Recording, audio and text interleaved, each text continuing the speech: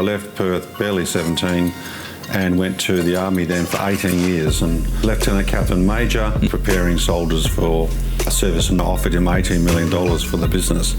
Money I didn't have. 6 months later, I did raise the $18 million and bought the business. The real story, Dev, wasn't so much the money. The real story was the transition from a military life to a commercial life. What was the decisions you made? I wasn't going to have anybody owning me financially. I wasn't going to have anybody doing all the door knocking. I was going to be my own master. Nothing in your life, my life, after all the things I did, has prepared me for Parliament. It is a zoo. It is toxic one moment, then it's forgiving the next. It is fake one moment, then authentic the next. I'd rather lose and have those, but stand on principle. Before we get started, please subscribe so that you never miss an episode of our cutting-edge contemporary conversations. Thank you. Welcome, Jonathan Huston. How are you? Dev, thank you very much for having me. Doing very well. Today, I think we want to talk about, yes, you are a member of Nedlands for the lower house in Western Australian government. Congratulations on the position. Thank you. It was a hard-fought battle and richly deserved by all the people that assisted me. I think it takes a lot to cover a fair ground in terms of that short period of election, but going through doorknocked and doing a bit of hard work and hard yards. Congratulations on that. Before we delve into your portfolio and your key views on specific issues, I would like you to give a brief backdrop of your story, and then how have you gone into the value system, and then how have you framed the worldview you have? I'm 63. Sort of entered politics a bit later in life than most. So I worked, my 6 brothers and 2 sisters and I lived in Applecross in really what was a wonderful Menzies, Australia. And we were a Catholic family, not overly, but that was the value system that we had, which informs me a lot still, I think, to this day, even though I'm not a regular churchgoer. I went to a boys' private school, Christian Brothers College, Aquinas College, when my father had went, and that also had a significant bearing in terms of that our role in society was to serve others, men for others, as we call it. Very early, I decided that I was very interested in a military career. I was either going to go down a law route, I guess, where several of my brothers went, and so I'd always been really attracted to stories of courage, travel, adventure, leadership, decision-making, particularly in the last 150 years from the Napoleonic era forward. Yeah. So I elected to go to the Royal Military College, Duntroon, as a cadet when I was 17, so young. So I left Perth barely 17 and went to the army then for 18 years and 4 years at the Royal Military College in Canberra, which was men only in those days, and black tie every night. And then I was Lieutenant Captain Major in infantry and then military intelligence. I served with the Canadian Army for nearly a year, which I enjoyed, and I served with the British Army for 2 years as the Australian Exchange Officer in Kent, United Kingdom, where I was preparing soldiers for service in Northern Ireland and other parts of the British Army. The real wonder of all that was at a very early age, at 17, and I'd actually already gone to India, actually, funny enough, at the age of 16 to play hockey. I was extremely interested in Australia's place in the world. How could this little country of people, big country of land, have made what I thought was such a significant contribution in only 100 years? And why had people left the rest of the world to come here? So I wanted to go and see where they came from. So, you know, by the age I was 25, I had gone all around Australia. I'd lived in many parts of Australia in the army, and I'd toured the world. I'd backpacked through Europe. I'd gone to Nuremberg. You know, I'd gone to Berlin. I had gone to London extensively. And I had exposure to a life that most people could only dream of as a young person, which set me up that I was part of a canvas that was really something very special. Unfortunately, my mother and father both died quite young of cancer of this large family. So this led me to reevaluate my military life and think, well, what's next in my early 30s? So I returned back to Perth from Sydney, where I just left after I'd gone to England. At this stage, I was married as well to a Perth girl. And I went back to my school for a while to do some really significant work at Aquinas. But then I was very fortunate to be offered the opportunity to work as the managing director, straight to the top, of Tintercar, the window tinting business. Now, Tintercar is not an insignificant business. They're probably the biggest window tinting business in the world. Started here in Perth because of the sunshine, very strong in Queensland as well. About 25,000 cars a week they were tinting over about 160 franchisees. And a friend of mine said, why don't you buy a Tintercar?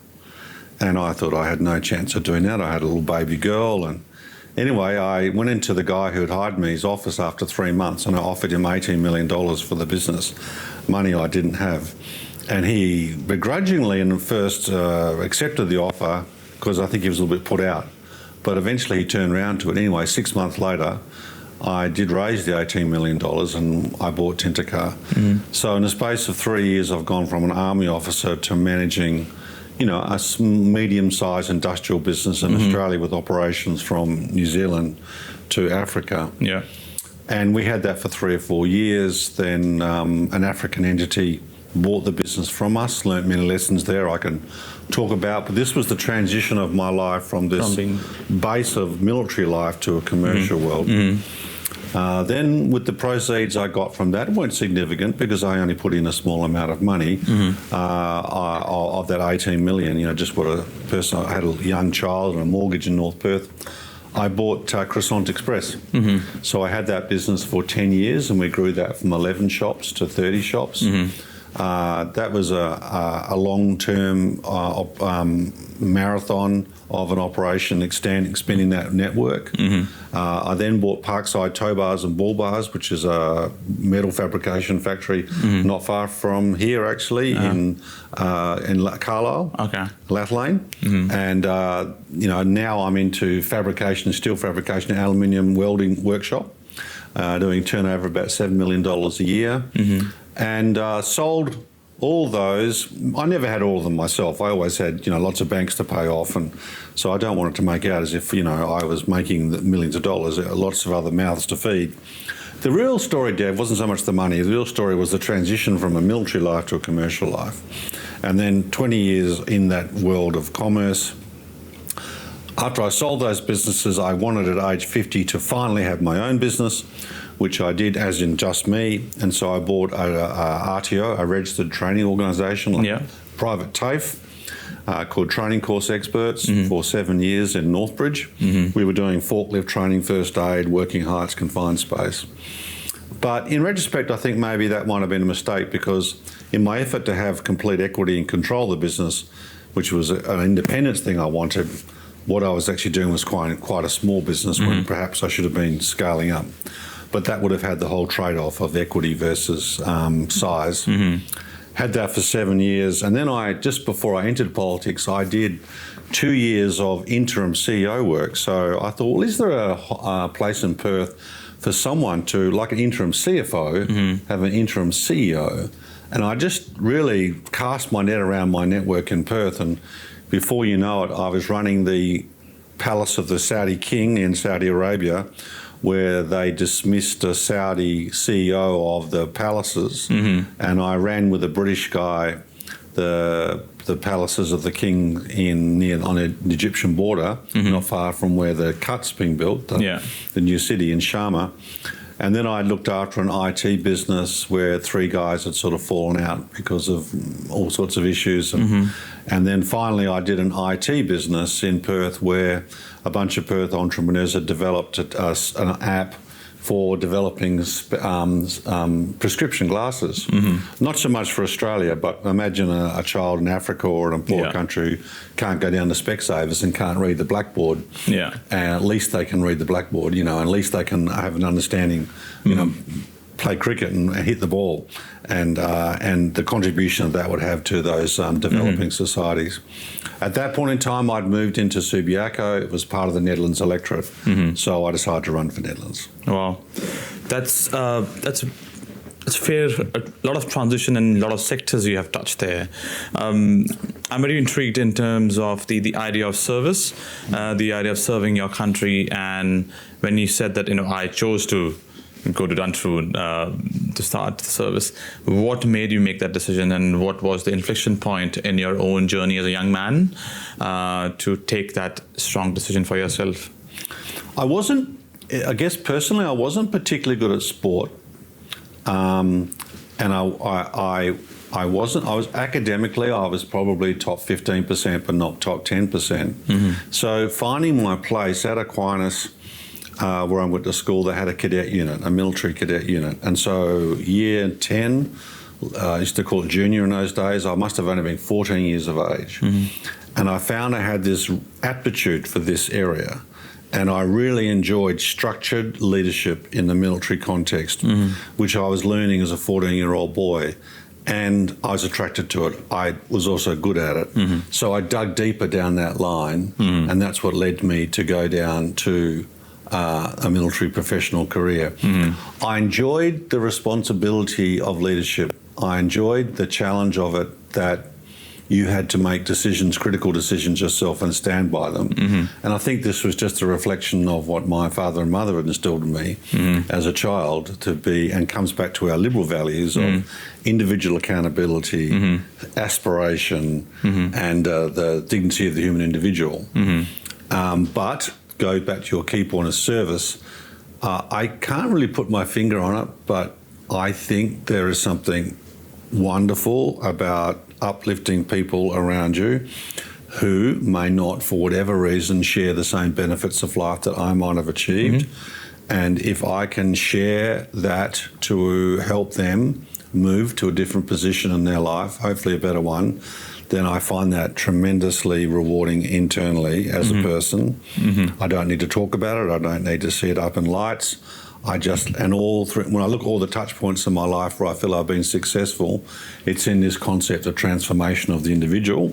Even in my RTO, the Registered Training Organisation, the last position I told you about, we had a contract for 150 long-term unemployed, mostly Aboriginal youth, to put them through a program where they came from complete and sustained unemployment for 18 months, under the age of 24, many with significant drug problems, certainly family violence problems, lots of barriers to their life. And I would develop them personally. I would write all their CVs alongside them, with them, like you and I are sitting now, and do interview training like you and I are doing right now to actually, and we also gave them the skills of how to drive a forklift and how to do other, working heights in confined space. And then we found them work, which we had to sort of monitor them in for 3 months by scouting around a lot of the warehousing logistics businesses in Perth. I think of anything I've ever done besides that in the Army, that was really the most rewarding thing I've done. So there's something about this transformation that comes from the individual and organisations, but particularly individual, that is the underpinning of service. Okay. And from there, in terms of post your career in the Army, as you transition over to multiple small businesses and then transforming those businesses, as a small business today, what do you see are the biggest challenges from that point of view, and what are the lessons learned for you that you have gone across multiple sectors and businesses, and then you've been successful? So what are the key lessons learned from there? Well, I'm going to talk in a sort of a business sense now, and unashamedly so, is the businesses I had were all very good margin businesses. So I'm unashamedly about wealth creation and profit. This is the underpinning of free enterprise.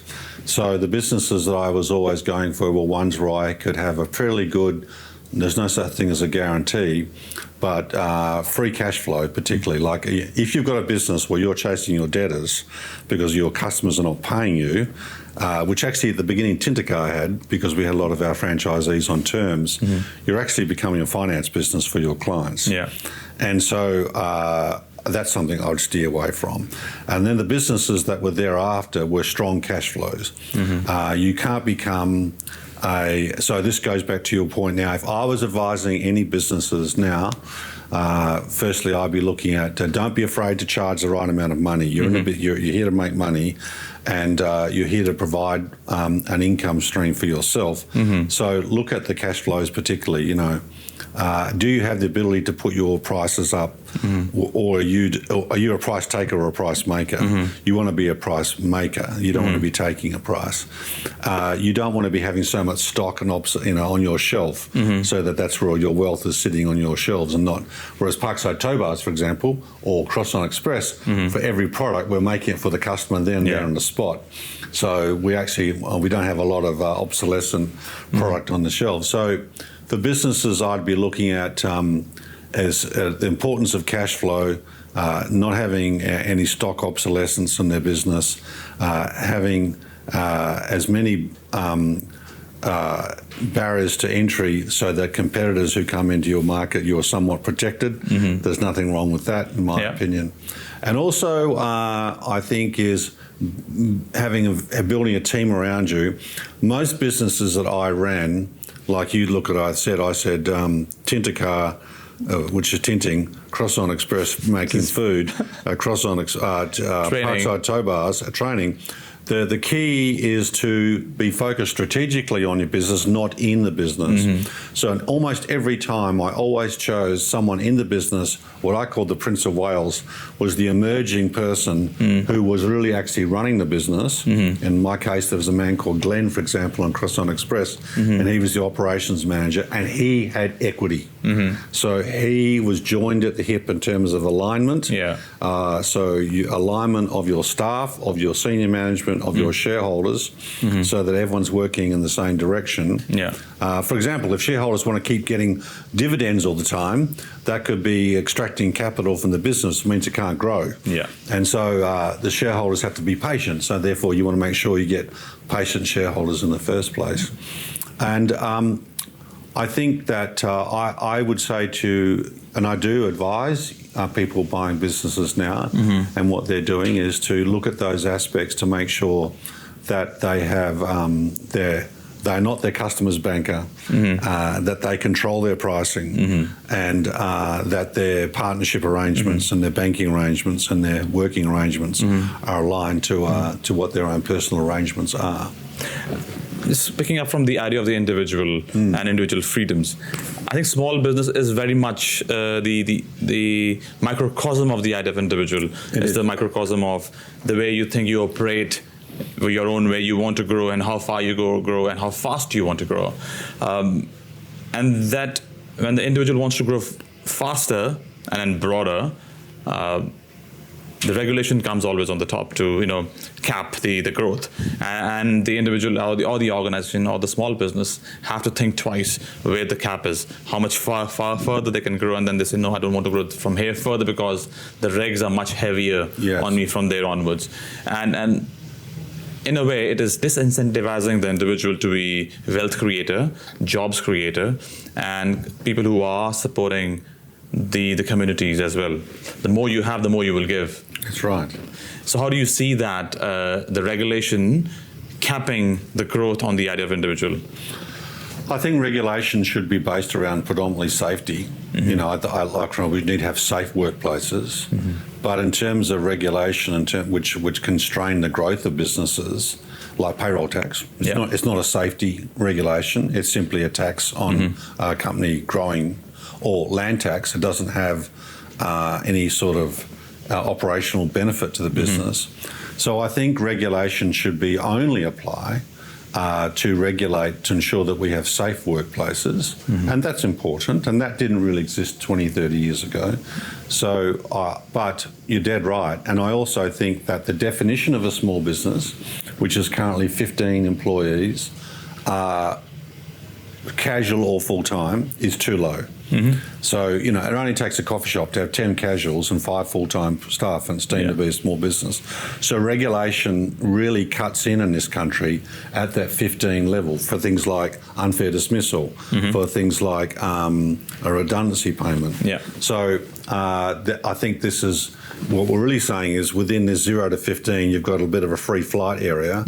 I think that should be much higher. I think it should be as high as 50 staff members, and it shouldn't be including casuals. It should be FTE count. So 3 people doing a third should be 1, not 3 people. And I think that would then give breathing space for small businesses to invest. I think small businesses... And creates more innovation also, because if you have extra cash flow, more people to run your business, you can innovate better. Yes. And you're more competitive. You can deliver a better price point, deliver product at a better price point. That's right. I think for small business would be quite happy. Like interest rates now, what, 6-7% for small business. Yeah. I mean, all through my time business, that was fantastic. So the cost of capital now, and now the last 4 or 5 years, which is fundamental to a small business. Say you're going to start. I only went yesterday in Subiaco, and there was a guy starting. It was called Nautical, and it was acai bowls and things, and it was about a $300,000 setup. An Indian gentleman actually, on working on a Sunday. And he would have had to got capital for that, I imagine. So now this is one of the great benefits of the Costello-Howard time, where business rates were stable, and having stable capital costs to borrow money. Because most people who start up a business, well, then maybe if they start up, but if they acquire a business, or even if they're going to start a cafe, or they're going to start an engineering or maintenance business, they're going to need some sort of capital where they probably haven't got. They can either go to mum and dad, or they can go and get a business loan of some kind. So I think critical to this re-regulation space is also stability of the cost of capital, which was something that was very... I knew when I was raising capital that I would have a relative degree of certainty of that time. So when I was doing my business model, I knew, what playing field I was in. And so I think now businesses actually do have relatively stable cost of capital, but it's their labour costs that are so high that I probably did not experience in my time. From a state's point of view, from Western Australia point of view, what do you think the future outlook to create more wealth for West Australians? What are good economic policy reforms to be considered today, and then what should be on the table to be discussed and debated in the public sphere? Well, first comes to mind is payroll tax. Just get some key stats. The West Australian budget is $50 billion. Payroll tax is about $7 billion, so 14%. That's not a number you can get rid of, but it is a tax on a disincentive on employment. And I believe that we have the capability over time to reduce payroll tax. The threshold cuts in at $1 million of payroll, and I think this is a tax that we have to fundamentally change, if not eliminate. So that's the first thing that I would describe. I would like to raise the point whether the other taxes we have in the state are equitable in terms of royalties, for example. I'd like to ask some questions, really deep questions to the community over the next year or two.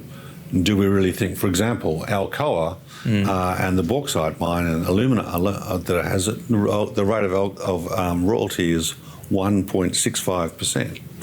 Is the benchmarks right? Are the benchmarks right? Are the benchmarks right for royalties? So therefore, is there a trade-off that we could have? So therefore, the second significant point is, are we actually achieving the value from resource companies, oil and gas as well? There's no royalty. A tiny bit on Northwest Shelf on shore gas. So I think that there is plenty of space for those companies to make significant profits, but I think there's a trade-off that we have. So that's payroll tax, and then there's royalties itself as well. On industrial relations, unfortunately now, sadly, this is a space which has been taken over by the Federation because of the corporations law took over under John Howard, took over industrial relations. I'm a federalist, so John Howard was certainly a centralist. I wouldn't say he was a federalist liberal. So we surrendered our industrial powers to Canberra. I'm not saying that's necessarily a good thing. The third area that relates to that is Commonwealth-state relationships. I only raised matters in the Parliament this week. Maybe you saw my speech. I would argue is say we are 11% of the population and we're 1/3 of the land mass. I think I clearly demonstrated in my speech last week in Parliament that we're not getting our fair share of road funding, we're not getting our fair share of rail funding, we're not getting our fair share of water funding. So we need, second controversial statement, senators that go to Canberra and argue the case. Like I would say to you, Dev, we're building Snowy 2.0. I believe it's about a $15 billion hydroelectric program in the Snowy Mountain. Western Australia is contributing money to that. What's that got to do with Western Australia? If they want to build a hydroelectric plant in New South Wales, for New South Wales people to have as part of their decarbonisation grid, well, then they can pay for that. Thank you very much. I don't need West Australians to be funding that. Or the same as the Murray-Darling River system. If they want to reform those rivers or clean them up or buy back the licences of the farmers, that's got nothing to do with Western Australia. Or alternatively, let's have Canberra putting a lot more money into our rivers and to our hydroelectric scheme equivalents. So I would say the three areas, again, just to summarise, is payroll tax, review of the share of royalties, and also federal-state relations. The fundamental problem facing Western Australia is not lack of capital, it's misallocation of capital. New Zealand's got a lack of capital problem. It's got people leaving the country. It simply doesn't have a big enough tax base. So Victoria, the state of Western Australia, is the same. We don't have that problem. We simply have the capital going to the wrong places. And so if we were to reallocate capital in the case of payroll tax back into the hands of small businesses, in the case of mining companies back into the hands of the people, in the case of Canberra back to Western Australia, $90 billion of taxes are collected every year in Western Australia, federal taxes, and $36 billion of that staying over east. I wonder whether that's correct. The GST is a rounding error in that. If all that was to occur, this state and its economic powerhouse position in the world would be the envy of California of any place. And this is simply about us having the courage and us having the foresight to make these decisions. Some of them are very strategic, and looking some of the past practices in the eye and changing it. Our schools should be the best in the country, in fact, the best in the world. Our hospitals should be the newest and the best, and our equipment in our hospitals should be leading edge. It should be as good as anything in the world. It's not because there's not enough money, but because the money that's in the state is misallocated. And just to add, we should be able to attract the best workforce in the country. Absolutely. If you did that, you'd be able to attract the best workforce. I think as well, if you look at the misallocation of capital, like I described in terms of the mining wealth, I think you could actually go back to a situation in Western Australia where university is actually largely free here, like it is in Germany and other advanced countries of the world. And I don't mind at all if Western Australia has a competitive university advantage to attract that capital, workforce, and embryonic brain power through universities to Western Australia by using our capital to drive advantage for people to be attracted here, including housing. What's the scenario in which that's doable in terms of, how might WA, Western Australia, have more saying power in the federal government? Yes, you have Senate and the House of Representatives, but it's always leaning towards the eastern seaboard conversations, and they define the structure, and the leaders of the country comes from the eastern seaboard rather than the west. So how do you see that equation changing in the future? What are the key triggers or indicators or lead indicators for that to happen? To me, it's very simple, honestly, is that the Australian Senate should operate as it was constitutionally set out to be. So 100 years to the table, 120 years late, we finally run the Senate like it should have been, which means that we would send senators to Canberra, Liberal, Labor, whatever, and they would not caucus with their party in Canberra. So they would go there and they would represent their state. So because they're senator for Western Australia. Yes, that's right. Not for Labor Party or the Liberal Party. Yeah, maybe they would be, but they would not caucus with the central party over there.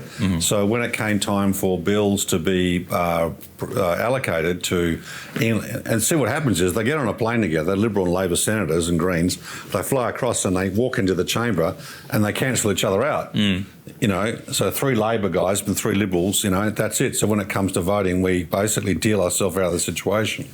If we had senators that went to Canberra and they sat effectively representing almost solely West Australian interests, then they would have a bargaining position in the Senate, meaning that whenever money, I'm not against money being spent on the East Coast, I just wish that they would allocate 11% of that same funding to here, because we're 11% of the population. Yeah. So to me, some senators go to Canberra and then their future career as a minister or in the alignments, it trumps their position as a West Australian. If I was a senator for Western Australia, I would never take any role as a minister.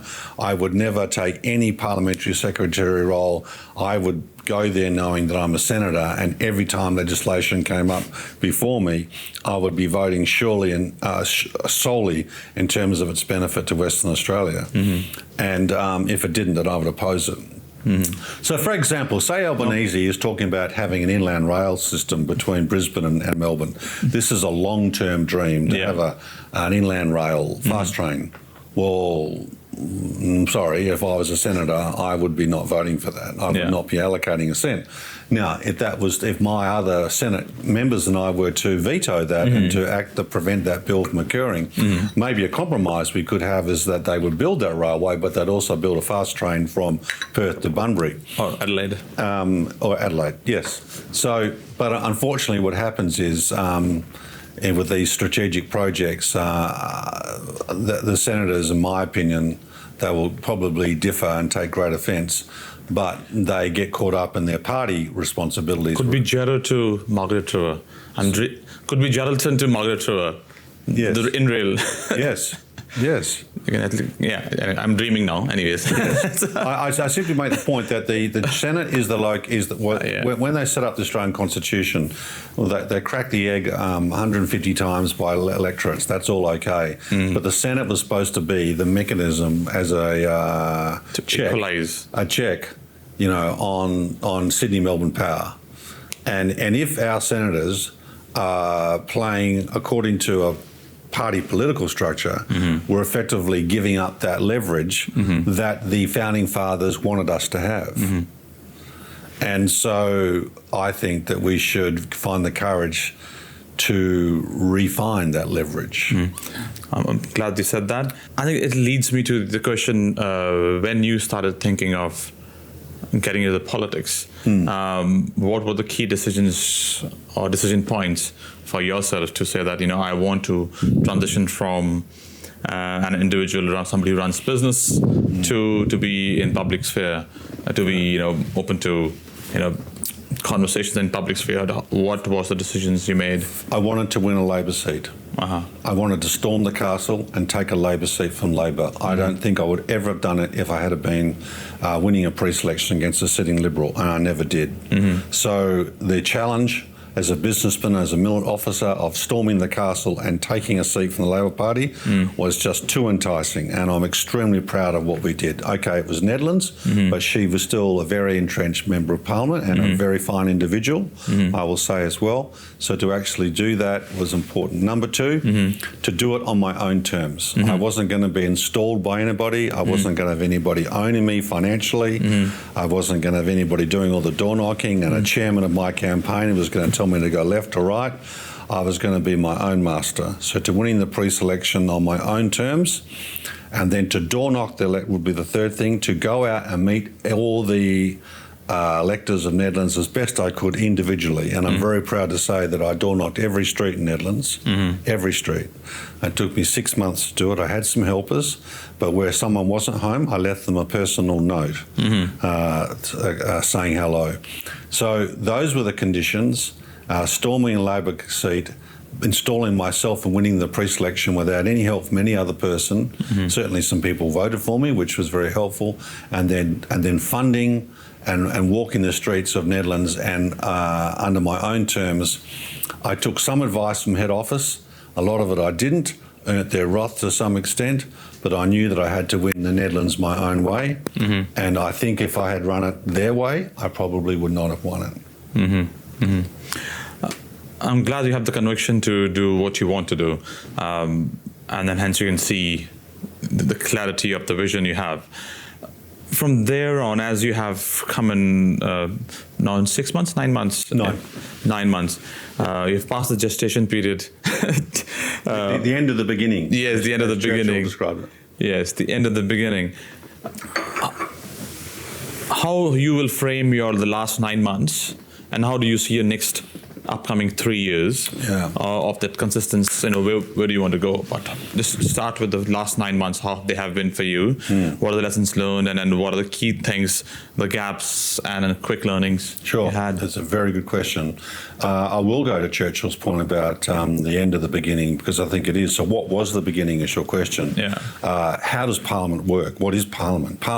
Dev, nothing in your life, my life, after all the things I did, has prepared me for Parliament. It is a zoo. It is a place of not that far from zoo. It is toxic one moment, then it's forgiving the next. It is fake one moment, then authentic the next.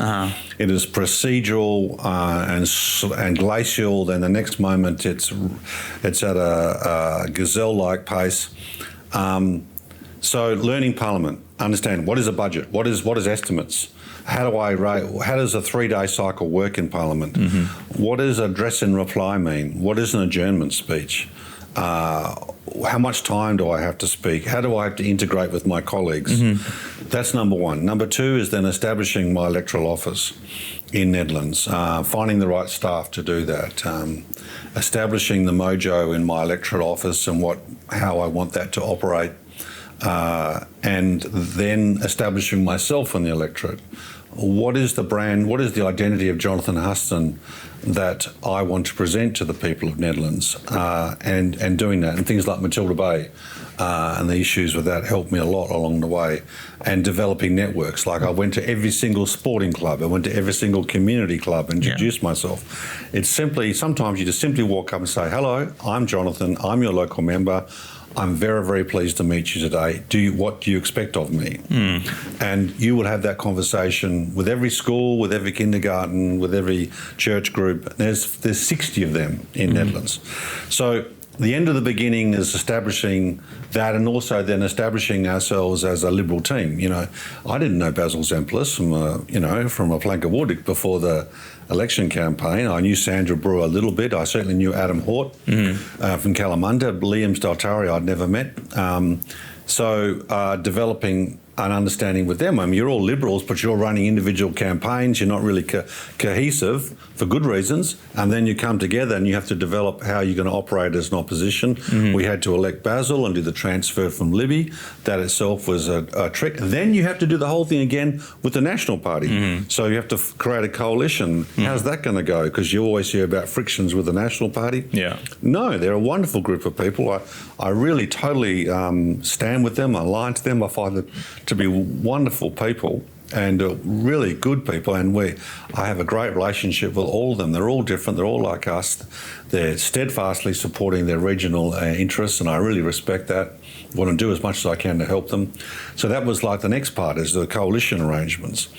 And then you have your shadow portfolios to do. So in my case, that was I asked Basil for deregulation, small business and public sector reform, and veterans.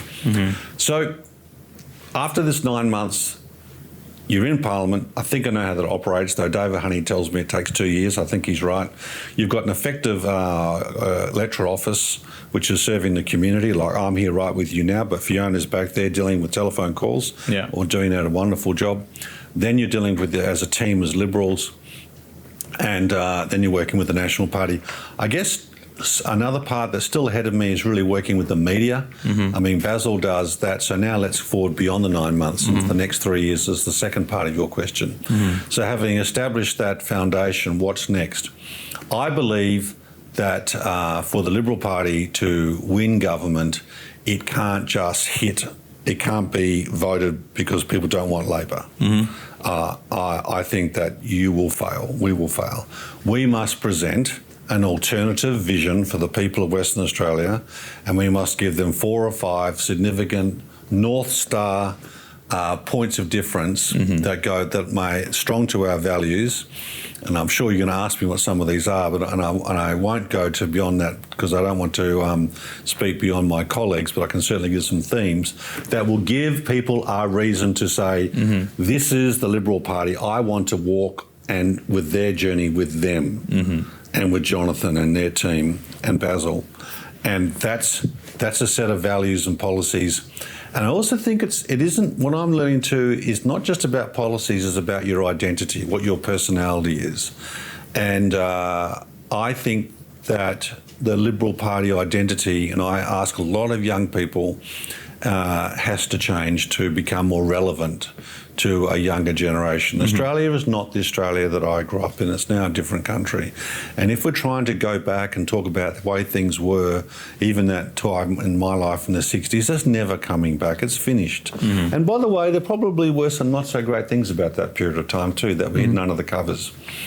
And so the next 3 years is about building a platform step by step, not waiting for the last 6 months, Dev. I'm very implacably opposed. And some people will believe that. They'll say, just go to ground, don't do anything for 2.5 years, pop your head up in June 2028, and then have a 6-month run up to the election. That's a failed strategy, in my opinion. And besides that, one other real political reality, you need donors. You need donors to support your party. The Labor Party outspent us $9 billion to $3 billion in the last state election. Money buys you research. Research buys you better decision making. And so you need to bring your donors with you. And you just can't rely upon the Liberal brand to get people to put money in the pockets of the Liberal Party.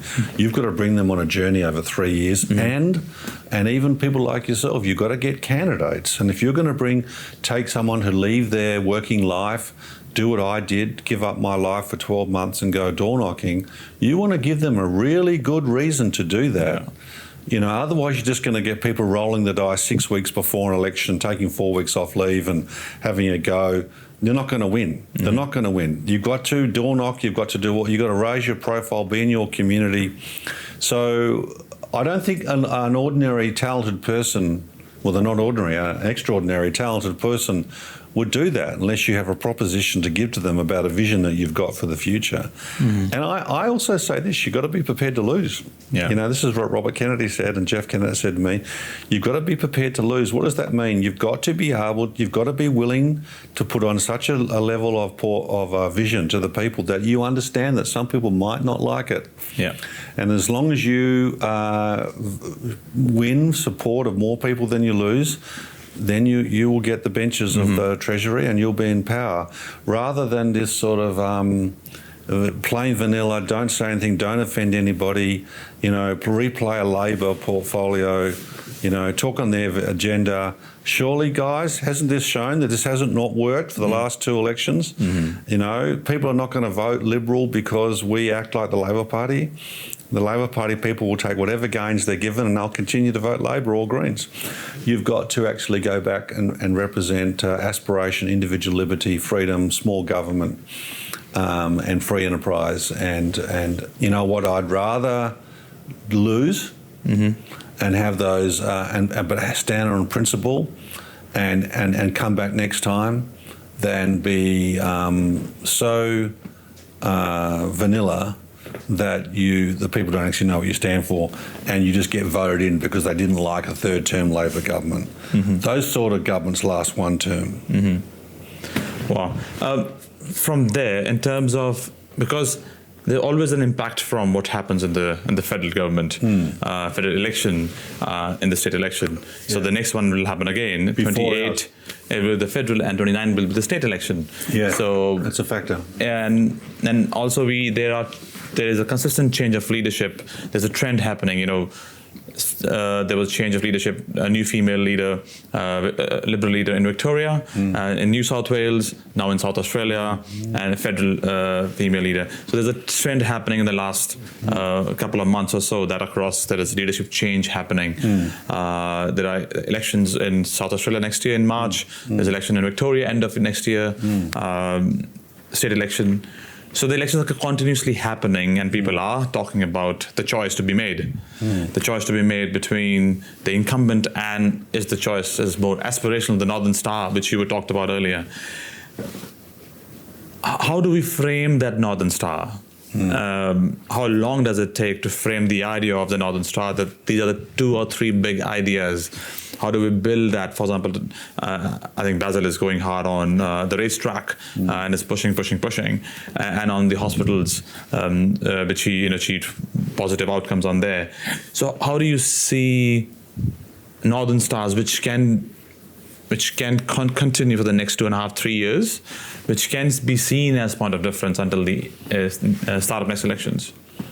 I think you've got to have like 4 North Stars, let's call it the Southern Cross. And you've got to have a North Star around housing and housing affordability. If we have a society where people under the age of 30 feel like there is no pathway to home ownership, like you and I have, you've got a broken society. So working on some pretty exciting ideas now about how we can really work on supply.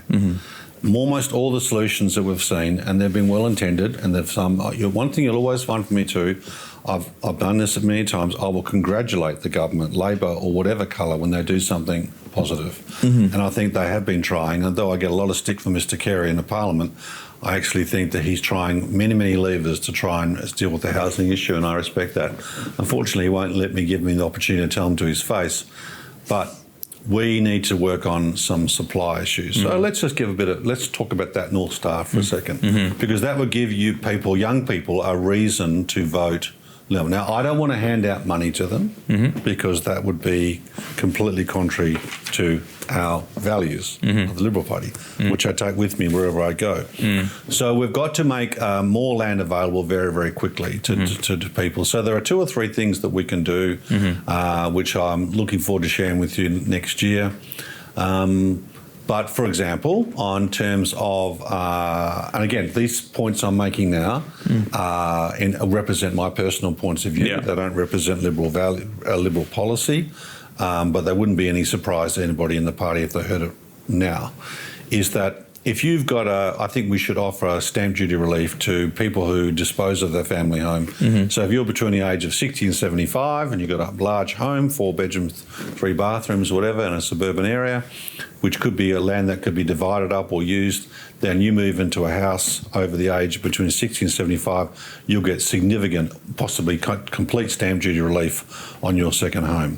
It's very important, on your new home. It's very important that you have that upper age limit. You can't just say over 65 because people just kick the can down the road. You've got to create that sense of urgency, whether that's 75 years of age or 65, so that people will dispose of their homes quickly so they can take advantage of this tax break under for stamp duty. So that would have the effect of releasing more supply, a lot of supply, significant supply into the housing stock of Western Australia, because that would be a state initiative. There are a lot of homes where homes are being held on by people who have their parents or one parent in aged care facility. And that's a federal law, but I think we should accelerate that. For example, if my mother, maybe my father had died, she has a large home in Mount Pleasant, and we put her into an aged care facility. There is a desire to not sell the family home, even just keep the gardens watered and the lights on, because as soon as we sell the home, that will affect her pension. And then because in the assets test, she will completely then disqualify for her pension. So we have to accept the reality of that and bring that forward from, if they don't sell the house within a year, after that 1 year, that property no longer is tax-free benefit. So they would therefore sell that house within a year. So that would have an enormous effect as well in terms of increasing. The third one, again, federally, and there's been really good work done by the IPA on this, is to allow pensioners to work for much longer and for more money without losing their pension. In New Zealand, the participation of people in the workforce is much larger amongst people of pension age, because they can virtually work as much as they like and it doesn't impact their pension, whereas in Australia there's quite significant limits on that. what's the effect of that is that you don't need to, the level of immigration in New Zealand is less than Australia because their workforce needs are less because aged people are working longer, and therefore you have less pressure on housing because immigration, I'm willing to argue, is a pressure on housing. So, but then I think there is also, how do we release land, new blocks of land much faster and quicker? And I think there could be some innovative ways that we could do that, where we actually sell land that is not yet even developed. So that, and this is occurring in other parts of the world. Yeah. So you'd have a right to land that still, and you'd buy it at a significantly discounted rate, but it would be your land. You'd have title to it, even though it's not actually developed yet. So this would really, truly, I mean, what's the difference with that? Let's just say in 1831, you're a young family in Lancashire, you've got no assets, and you're living in a society which is dominated by the aristocracy, and you see this little sign on the wall at the post office in your village in Lancashire, Swan River Colony, go out there, you can get a block of land, and start a new life.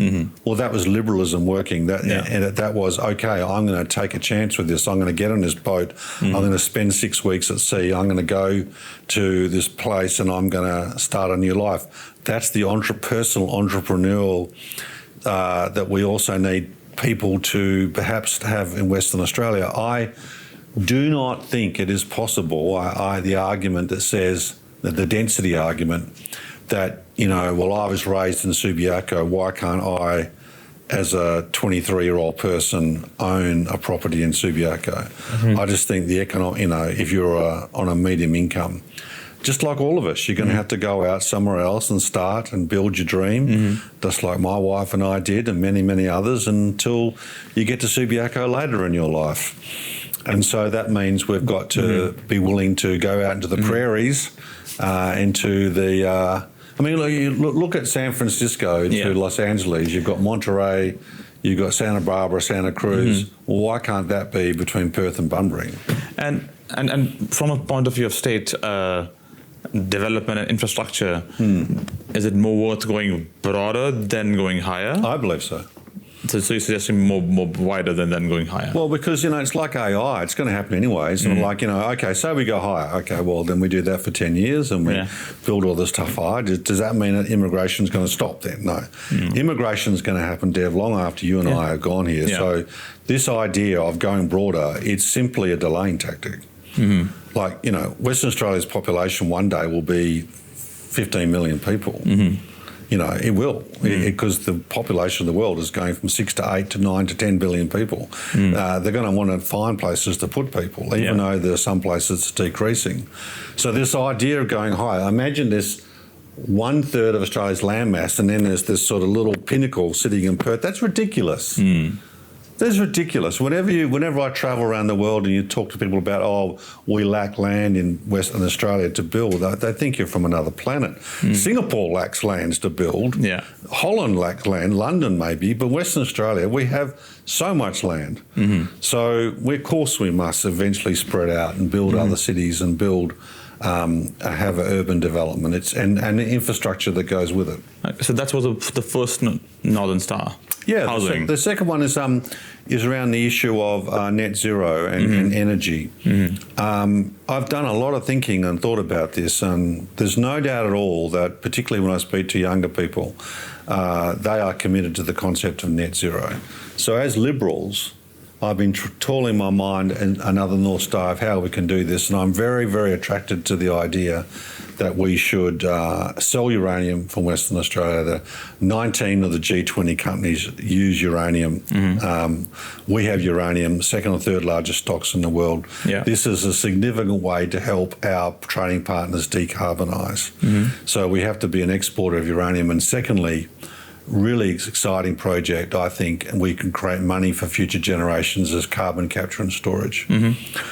So if you're South Korea or Japan or any one of the second-tier countries like Taiwan, they're producing so much carbon with their manufacturing that the European EU is imposing effectively a tax on their carbon production. They need to get rid of their carbon from whatever way that they produce it, from coal or whatever, or gas. Well, we can actually take liquid carbon, bring it back to this country. It will be expensive, and then inject it into the geology in Western Australia and effectively sequester liquid. It comes in a liquid sort of molasses form, and that can be a 200 or 300 year income stream for Western Australia. So what I'm actually talking about is making money from net zero. Okay. Is creating wealth for West Australians. So I think that the second sort of North Star is actually taking the whole concept of net zero. It's not zero emissions, it's net zero. We could effectively be producing, West Australia produces about 850 million tonnes of carbon a year. Yeah. We could continue to produce 850 million tonnes a year and continue to support industry as long as we can sequester 850 million tonnes. Now, I think 20 million is definitely possible by 2050. So the second North Star is actually turning net zero into a wealth creation story for Western Australia by having common user infrastructure in the northwest. So the state government would build. The number is unknown, $8, $9, $10 billion. We get ourselves a carbon loan from New York banks, whatever, green loan, and we build it. And then all our trading partners and all the major companies in the northwest inject carbon into that. They pay a price for it. Therefore, they get their own carbon abatement benefits from that. So do our trading partners. So, and then, as you said, we sell uranium. I think that the idea that we can build windmills and solar panels to achieve this same industrial might as we're getting now is a pipe dream. So I think we can do it in a way that creates value for Western Australia. So how do we create also sustainable long-term baseload power and expand our energy portfolio? Because as you know, the use of AI is increasing. Almost 10 million users in last 7 days in any week in Australia, which is 50% of the population who has internet or who can use internet. So we are using AI. To use AI, we need to have more energy consumption. And energy has to be consumed, and which means our requirements will go up. So we have to plan more capacity of energy. So how do you see that playing? I think we should aim for renewables around 40 to 60%, and I think that's achievable. We are actually almost touching on that now, and the remainder should be gas. I don't believe that the West Australian community is ready for a nuclear power solution yet, unfortunately. But I don't think they're there. So I think there's a hypothesis on that. The communities, when they come on board and saying yes, that we are pro-nuclear, or we are okay with nuclear power plant in our backyard, is the distance from them to the nearest power plant. So if they have a closer power plant, they're more pro. If it's far away, they're not pro. So coming from an AUKUS point of view, when AUKUS subs will come and be based in Fremantle. Stirling. In Stirling, apologies. In Stirling, on our shows, we have a power plant going up and down. So we're not that far from, there's a power plant on the sea, just on our shows. So if we can have a power plant on our shows, why can't we have a power plant on the land? I see the logic of what you're saying. It's just that there seems to be an intellectual block on people, and not intellectual, a societal block that they don't seem to be satisfied with it. I think Dutton made a huge mistake in rolling so heavily on nuclear, putting pins on maps. We should watch what Canada's doing. Canada's building 5 small modular reactors. I think they're using thorium for some of them rather than uranium, which is much lower risk. And if I was the Premier of Western Australia, I'd send 15 or 20 of my best young scientists to work alongside those Canadians and then learn from everything they've done, and then think about having an experimental plant first in Western Australia. But to answer the gap in the next 5 to 20 years, I think it's gas. But I tell you what, you want to get your running shoes on if you're the Premier of Western Australia, because gas turbines have a 6-year waiting list. And 2 years from now, we close down Collie, and Collie 2 closes down 4 years from now. That's about 20% of our baseload power. My God, they better have a replacement ready Or are they just going to come out with some announcement 12 months from But now? that could be a decision after the election. Yeah. So that's not bothering initially, not right now. That's right. You know what? They'll just extend it. So I don't need more to talk to you also because you come from the realm of small business and productivity and efficiency is key because as the margin shrunk, you have to create more productivity in the system. You do. Federal government implemented this national AI plan the week before, and they have a lot of guidelines for small business to use AI in their business to increase productivity. What are the broader guidelines from a state point of view in terms of increasing efficiencies? Because there's some professional services businesses who are using AI to increase productivity and creating more customer efficiencies for the clients. I think AI will not be very impactful on many small businesses. I think it will be because often it's a person, coming into this kitchen to rebench the floor, the re-put tiles on the floor, or to put in a new range hood on there. So, or paint this building, or run a retail outfit. I mean, I just still grasp how AI will really have an effect on small business, medium businesses, and potentially in terms of their accounting systems. I'm somewhat sceptical, Dev, that whether AI will have an effect on a business that turns over less than $10 million a year. It might accelerate their accounting processes and maybe their payroll, but I don't think that's going to be strategic. I think that, then you get into legal and accounting businesses, businesses that turn over $20 million or more. I think that's the area where it's going to have services businesses, information services, accounting and legal particularly. In conclusion, because you also ran RTO organizations, what kind of skills the future leaders, the new workforce that is coming into the work should be focusing on in the new age, not just AI, but generally, from a Western Australian point of view, what skills young people should be focusing on to create more value for the state? I think that this post-Whitlam dream of Labor to get everybody to go to university, or as many people, has been a great disaster for this country. And I think we need to return to a craftsmanship mentality that existed. So I would make university predominantly for key professional skills like medicine, dentistry, architecture, law, engineering, and then reorient ourselves back towards the trades. So the German model of integration of business and TAFE, as you call it, is to me the way to go. So we tend to treat TAFE, you do your TAFE training, and then you go to industry. In Germany, you go to an industry and they take you and then they integrate your trade training while you're in the workplace. Yeah. And yes, I'm sure people on hearing this will say, but we do that in Australia, but we don't do it to the same extent. And so therefore we have to re-herald the pride of craftsmanship and craftswomanship in skills, particularly electrical skills to do with AI and electronics. These are the two most sought after skills in the United States at the moment, is electronics and electrician skills, and then the building trade as well. And the pride and dignity that came with the tradesperson, male or female, has to be showcased and supported.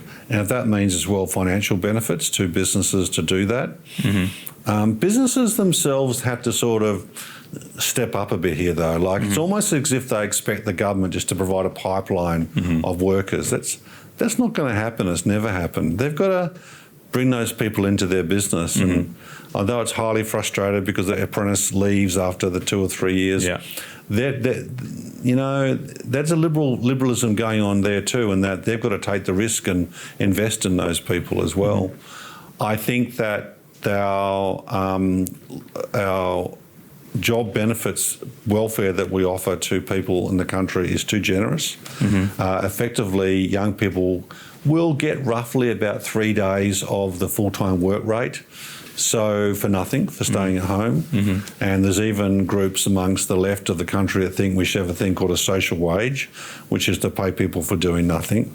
I can't think of anything worse for the country. I think actually it should be the reverse. We should we should make the social wage or job start or new start less attractive. So therefore there is a requirement for young people to go and find work. And so the skills system should be integrated with industry more. The incentives we've currently got for people not to work should be significantly reduced. The skills should be geared towards the building services and electrical services, by that including AI as well, and technical services. And the university placement for non-STEM courses should be reduced. So it shouldn't be as attractive to go to university and do a 3-year general course with no real economic or employment benefit out the other side of it. Thank you, John. Thanks a lot. My pleasure. Thank you very much.